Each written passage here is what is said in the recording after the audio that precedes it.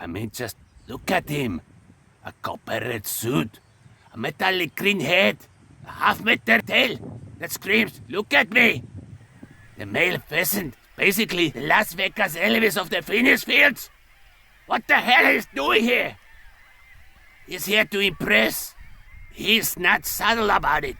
But don't let the fancy suit fool you. This guy is a total class. When he gets scared, he flies up with a sound like a broken lawnmower and screams like he's been murdered. It's loud, it's messy, and it's pure panic. Honestly, his survival strategy is to be as confusing as possible. His head is as messed up as his coloring. Get a load of this. He's not even from here. Originally from Asia. He's total immigrant who's now living in the Northern Dream. And he's a total player. One male gathers a whole harem of hens around him. Talk about massive ego. He's one of the most hunted birds in the world, but somehow they keep surviving and screaming across the fields. 50,000 of them end up on the dinner plates every year in Finland alone. Very tasty.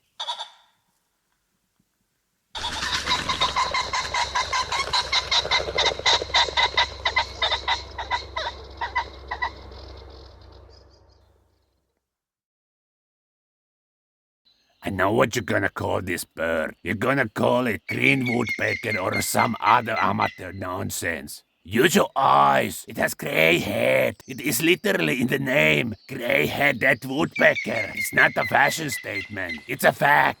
If it were a green woodpecker, it would have a red crown like a rotten strawberry sitting on top of his head. But this guy has style. He has grey beret with just a splash of red, like he survived a minor bar fight.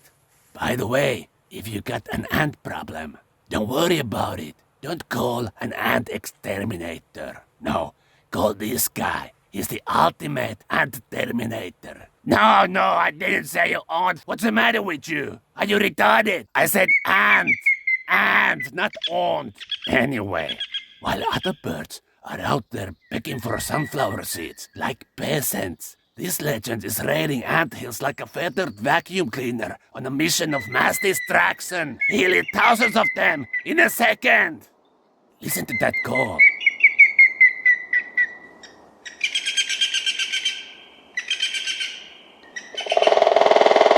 Honestly, my old car made the exactly same noise when the brakes were about to explode. It is the sound of a mechanical failure disguised as a bird. It starts fast and then just gives up, exactly like my car. He's a total real estate snob. He won't touch any healthy tree. No, this guy's a hipster. He wants a rotten, moldy stump. For him, it's a shabby chic, okay? The kind of place would be condemned by any sane inspector. But for him, it's a luxury penthouse.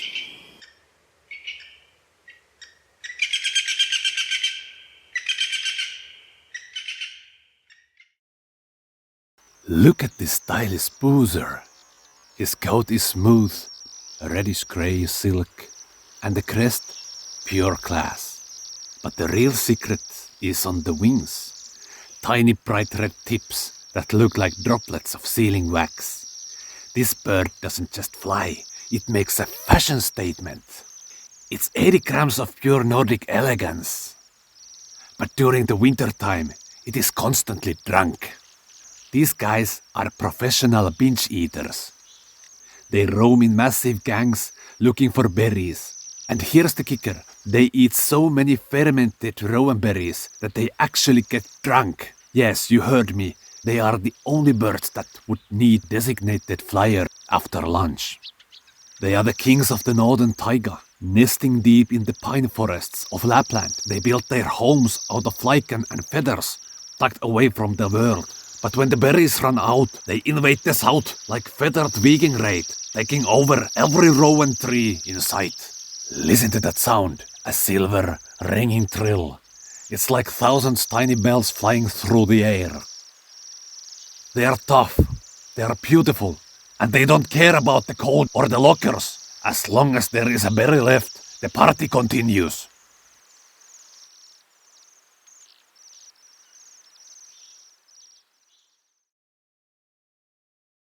Damn, boy, that boy is thick. While other finches are slim and delicate, the Greenfinch is built like a tank. It's got that thick-ass body, a massive head, and a beak that can crack nuts like they're nothing. With those bright yellow wing edges and moss green suit, it's like a feathered bodybuilder in a high visibility gear. On a bird feeder, this guy is a total boss. He doesn't ask for permission. He just parks his 30-gram ass on the best spot and starts husking seeds. He's got that signature grinding call. A long, clear, vibrating song that sounds like someone's wake-up alarm. And then, occasionally, a long, raspy grind that sounds like someone sharpening a knife. It's basically the bird's way of saying, "Move over, I'm coming for a snack." These birds are so busy. In a good summer, they can pump out 3 different broods. They build their nests in thick bushes, hidden from predators, and they have spread all the way to northern Lapland. Talk about successful takeover. They have had it tough, though. A decade ago, a nasty parasite almost wiped them all out, but they fought back. Today, hundreds of thousands of pairs are back in action, either toughing out Finnish winters or heading to Western Europe for a quick holiday.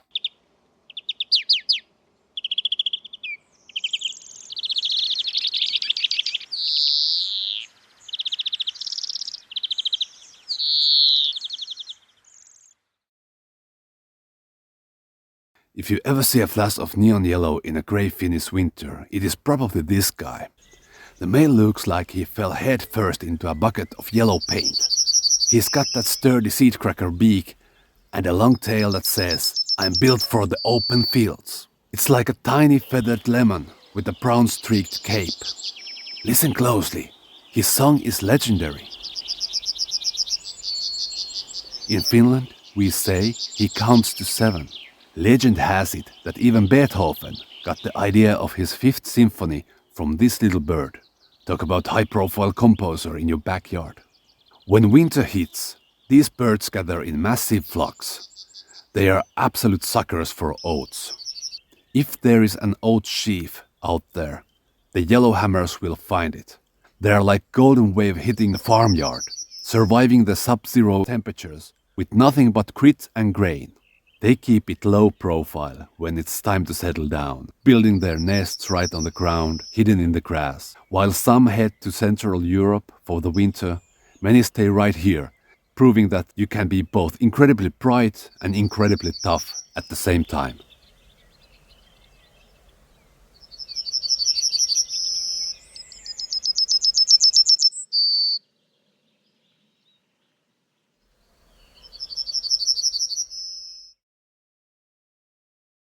Allow me to present a legend, man's closest companion for thousands of years, the silent witness to our history. When or wherever there is a human city, there will also be the house sparrow.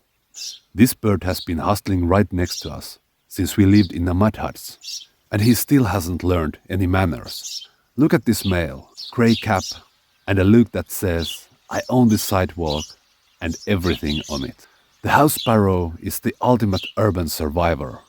While other birds are deep in the forest, this guy is at the local cafe demanding a cut of your croissant. He has turned being a neighbor into an art form. Seeds, bugs, or leftover fries. If you're eating it, he's already planned his heist. They are the king of the real estate. A hole in your wall, a birdhouse, the back of a neon sign. They will turn it into a messy nest of grass and feathers in no time. They can pump out multiple broods a year, proving that you don't need a fancy forest when you've got a busy street corner. But even legends have it tough. Their numbers have been dropping lately. So show some respect to the original street king. He's tough, he's loud, and he's not going anywhere.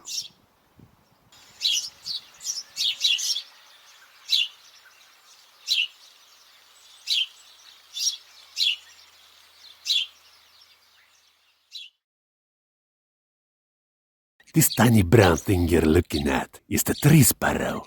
Small, neat, and absolutely not impressed by your existence. Look at the head. Chocolate brown, like posh little forest hat. White cheeks, clean black dot, black beep under the beak. And fun fact, males and females look exactly the same. 13 centimeters, 23 grams, basically a flying snack. This bird rolls in gangs, crashing bird tables with finches, buntings, and whoever's around. And the sound? Not a song, more like aggressive small talk. Sharp chirps, fast chatter, and when every other bird has gone quiet for the night, this one is still yelling like, "Hey, I've got one more thing to say." Then what about the housing standards? Non-existing. Bird boxes, wall cracks, buildings, transformers, you name it. If there is a hole, they move in. 4 to 8 eggs, both parents working, and the kids are kicked out in 2 weeks. But somehow, this chaos works. The tree sparrow is thriving, spreading north. Hundreds of thousands of birds just in Finland alone. Small bird, loud mouth, but huge success.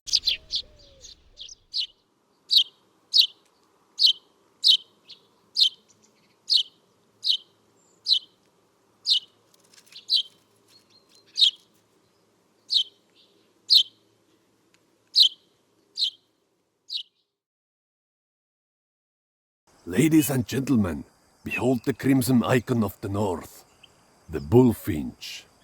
But let's be real, this isn't just a pretty bird on a Christmas card. It's a heavy-set enforcer in a custom-tailored suit. Look at that male, a jet black cap, a slate grey back, and a chest so red it makes a fire engine look pale. He's built like a tiny feather tank with a beak designed for one thing, total destruction.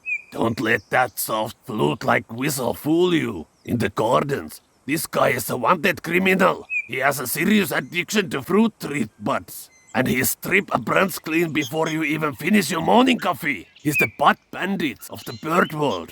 And he doesn't care about your apple harvest. The bullfinch wants to live in a conifer forest, but when it's get too cold, it moves into your neighborhood. He's a regular at your bird feeder, appearing out of nowhere like a red ghost in the snow. While the females wear a more modest grey-beige look, they're just as tough, nesting low in the thick spruce branches and raising up to 3 broods a summer. Talk about a busy schedule. With up to 350 pairs in Finland alone, these guys are true survivors.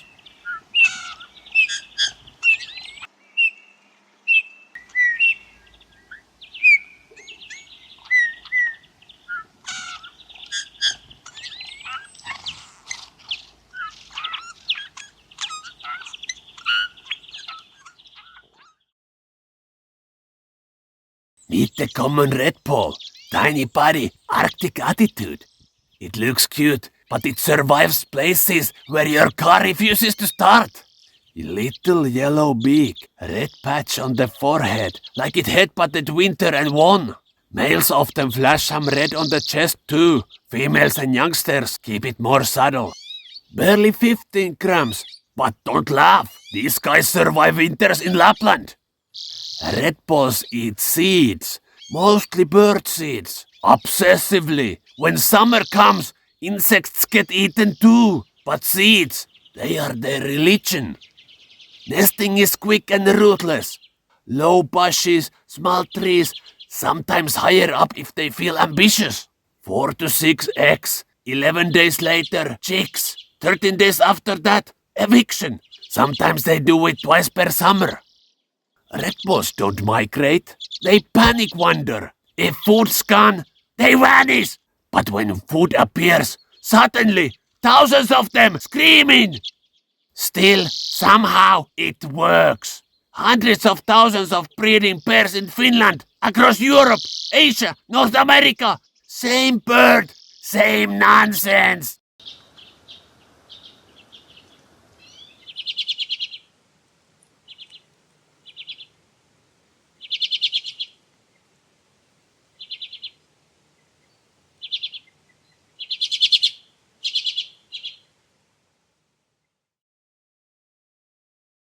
This bird is not fluffy, but it has a big brain. Make way for the mastermind.